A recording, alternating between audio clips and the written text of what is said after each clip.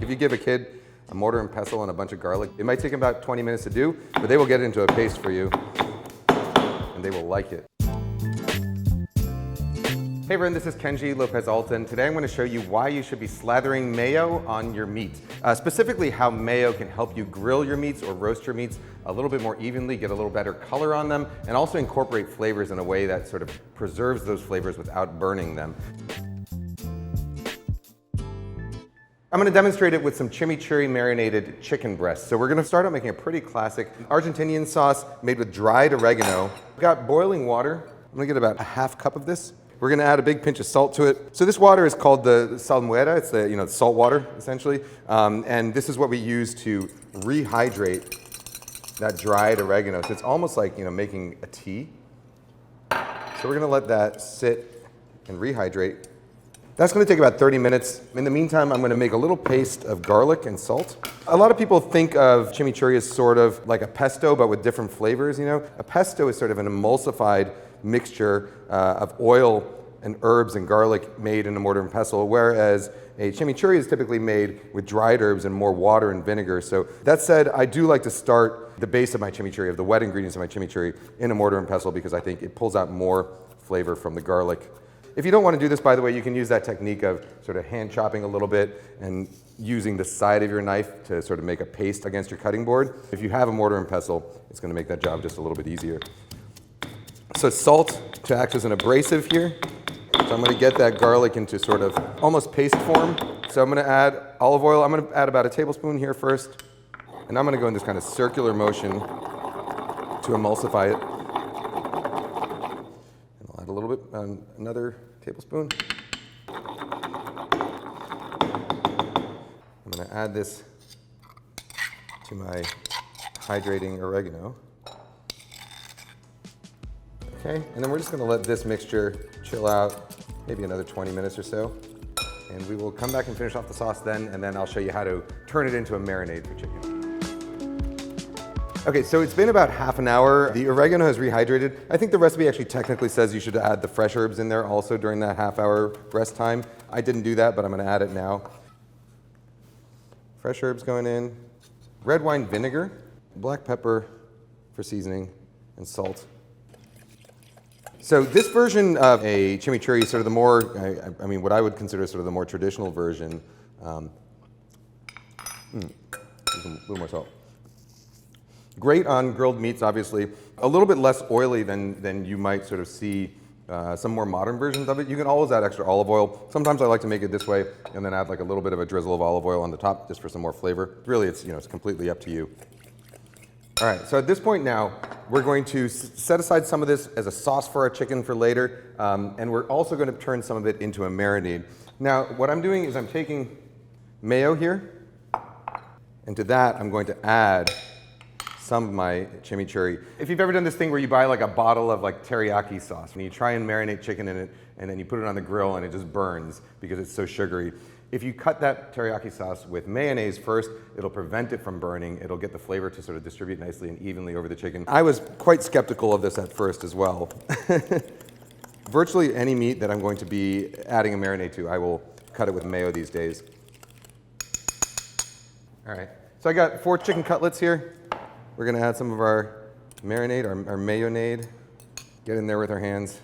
Slathered on all sides. If you were to say make a marinade with just oil, it would kind of run off and drip off the chicken, whereas a mayonnaise is emulsified, so it's thicker, and so it adheres to the skin of the chicken. So really, it gets all the flavors from that marinade to stick exactly where it's supposed to be. So you get a lot more flavor in there in the end. Let it sit at least 4 hours, up to 24 hours, but you can probably even go longer in the fridge. But 4 to 24 hours, ideally, is what we're looking for. So we will be back in a little bit to do that. All right, so our chicken has been resting about 30 minutes. I can pretend that it's been like 4 to 24 hours. It's really only been 30 minutes. So this method, by the way, I think I mentioned that it works really well for grilling, which it does. It works well for like roasting whole meats, like a whole roasted chicken or a whole roasted turkey. Slathered in mayo is excellent. It also works well for pan searing.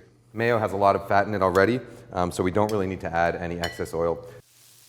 We're gonna get our chicken right in. You can do this in a non-stick skillet. You can do it in a stainless pan if you want. I'm using cast iron just because it's the sort of biggest pan we had here, and I want to fit all of these in a single layer. You want to make sure that the cast iron preheats nicely because the heat conductivity is actually relatively low, so it will build up sort of hot and cold spots if you try and heat it too fast. I'll flip these a couple times. If I were to just marinate the chicken just in the plain chimichurri and try and cook it on here, it wouldn't have really stuck to the chicken, but because the mayonnaise is more viscous and because it has those egg proteins that help everything firmly stay in place, you get this really nice sort of crusty coating on the chicken that browns nicely, keeps all the flavors in place. But even without tasting it, sort of you can see where all the herbs and everything are stuck on there. We're going to gently move the chicken around the pan a little bit. There are some sort of chefs or cooks or cookbooks that will tell you, put your meat in the pan and just don't touch it after that. I think you should move your meat around as much as you want. It'll help evenly cook it. Unless you're sort of really jabbing it with a fork or really grabbing it roughly with a pair of tongs, you're not going to harm the meat. You know, meat is not like a soap bubble. It can handle some movement. I'm aiming for around 150 degrees in the center. A lot of people say cook your chicken to 165. 165 is a safe temperature. 150 degrees or lower can also be safe, as long as you sort of bring it up there slowly and then let the chicken rest for about 5 minutes or so after you're done cooking it. It's going to be just as safe and a whole lot juicier than if you take it all the way to 165. A little bit longer. Another reason why you should always trust the thermometer and the visual cues in a recipe instead of the timing. You know, the timing in recipes is always kind of a rough estimate because everybody has different equipment, everybody has a different burner. A good recipe should always have visual cues. It'll have temperatures built in. 140, 149. I'm gonna call it here. So I'll pull them onto the cutting board. And one last swirl through that pan just to select a little bit more flavor. All right. Ideally, I would let them rest about 5 minutes or so that the temperature can sort of come up and equalize. What's going on inside here right now is that sort of the outer layers of it are beyond the temperature where you want the chicken to be, while the very center is a little bit under the temperature that you want it to be. At higher temperatures, the juices tend to be less viscous. So what happens is if you cut it open right now, those areas that are hotter, all of the sort of more liquid juices will start to seep out. So if you try cutting open a steak or a chicken breast straight off the grill or straight out of the pan, you end up losing a lot more juice. If you let the temperature sort of more equalize inside, the juices thicken up a little more, they stay more in place so that when you bite them, they taste juicier. So I always let meats rest a little bit just to sort of make sure that they stay nice and juicy.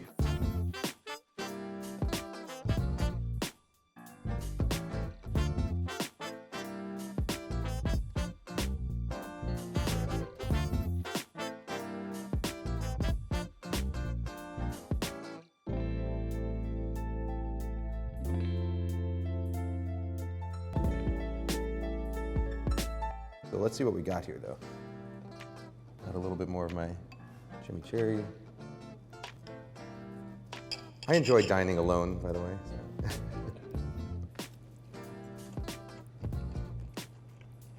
It tastes very good. I always feel silly at these parts. Ooh, ah, like it tastes really good. I mean, the crust is there. All those flavors of the chimichurri are on the surface of the chicken, I think, where they show their best flavor. They've browned to the point where they've really developed their flavor, but they didn't burn, which is sort of the magic of mayo. It'll do that to virtually any sauce you can think of. Put it on your chicken or your beef or your whatever and grill it, and you'll find it's like magic. And then, of course, we had some of that extra churri on the side, left over to put on top. All in all, a flavorful piece of chicken. You can find the article about marinating meats in mayonnaise. You can find this particular recipe, and you can find the recipe for the chimichurri. In fact, you can find all of my NYT Cooking recipes, along with all the other great recipes on NYT Cooking at NYT Cooking.